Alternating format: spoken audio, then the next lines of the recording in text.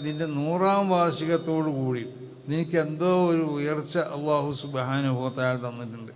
അത് മഹാന്മാരാകുന്ന ഇതിലേക്ക് നേതൃത്വം നൽകിയ മഹത്തുക്കളാവുന്ന നമ്മുടെ മശായിഖന്മാർ, നമ്മുടെ അസാധ്യത്തിൻ്റെ ആ മദത് കൊണ്ട് തന്നെയാണ്, അതിൽ യാതൊരു സംശയവുമില്ല.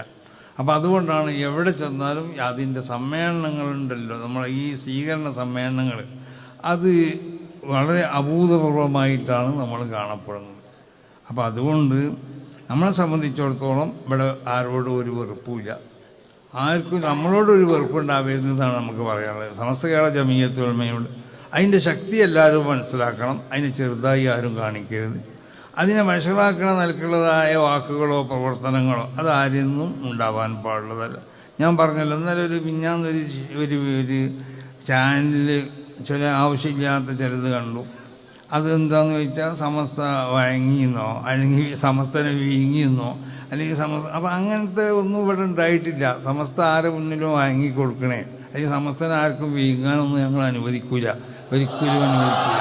മനസ്സിലായി? അങ്ങനെ ആകുമ്പോൾ ഈ പണി ഇവിടെ നിർത്തുകയും ചെയ്യും. അന്ന് മുതൽ ഇത് അവസാനിപ്പിക്കും. സമസ്തൻ്റെ പ്രസിഡന്റ് സ്ഥാനം എന്നുള്ളത് ഞാനത് ഒഴിവാകും അങ്ങനെയാണെങ്കിൽ, ആരെങ്കിലും ഇതിൽ വീങ്ങി. അപ്പോൾ സമസ്ത അങ്ങനെ ഇല്ലാത്ത റിപ്പോർട്ടുകൾ ചാനലുകൾ ഉണ്ടാക്കി കൊടുക്കുക.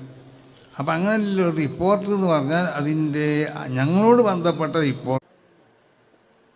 എൻ്റെ സംസാരത്തിന് തൊട്ട് മുമ്പ് അറബി ഭാഷയിൽ ഒരാൾ കുറേ പറഞ്ഞല്ലോ, അത് ഒഴിവാക്കണമെന്നാണ് ഞാൻ ആദ്യമായി പറയാൻ ആഗ്രഹിക്കുന്നത്.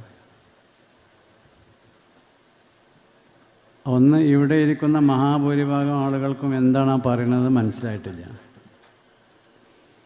രണ്ടാമത്തെ, അതിന് ചെലവഴിക്കപ്പെട്ട സമയം തീർത്തും വൃഥാവിലാണ് ആയത്. പിന്നെ അതിൻ്റെ ഉള്ളടക്കം എന്താണെന്ന് പറഞ്ഞാൽ അത് ഈ സംസാരിക്കാൻ പോണ ആളുടെ കുറേ പ്രകീർത്തനങ്ങളാണ്. അത് നിരുത്സാഹപ്പെടുത്തിയ കിതാബാണ് നമ്മുടെ കിതാബ്.